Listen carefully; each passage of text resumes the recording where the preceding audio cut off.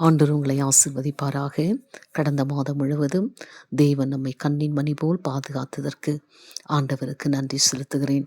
எவ்வளவோ இக்கட்டான கடினமான சூழ்நிலையில் கூட கர்த்தர் நம்மை கரம் பிடித்து நடத்தியிருக்கிறார். தேவாதி தேவனுக்கு ஸ்தோத்திரம் உண்டாவதாக. இந்த மாதத்தில் கூட வேதம் சொல்லுகிறது, 2 நாளாகமத்தின் புஸ்தகம் 7ஆம் அதிகாரம் 14வது வசனத்தில், அவர்கள் தேசத்துக்கு சேமத்தை கொடுப்பேன். ஆம், எனக்கு அன்பான தெய்வ பிள்ளைகளே, நாம் அவருடைய நாமத்தை தரித்து கொண்டு நம்மை தாழ்த்தி ஜெபம் பண்ணி அவருடைய முகத்தை தேடி நம்முடைய பொல்லாத வழிகளை விட்டு நாம் பரலோகத்தின் தேவனை நோக்கி நம்முடைய பாவங்களை அறிக்கை செய்து நம்முடைய தேசத்திற்காக நாம் ஜெபிப்போம் என்று சொன்னால், நம்முடைய ஜெபத்தை கேட்கிற தேவன் நம்முடைய தேசத்திற்கு சேமத்தை கொண்டு வருவார். இந்த 8ஆம் மாதத்தில் இந்திய நாட்டுக்கு சுதந்திரம் கிடைத்த ஒரு மாதம்.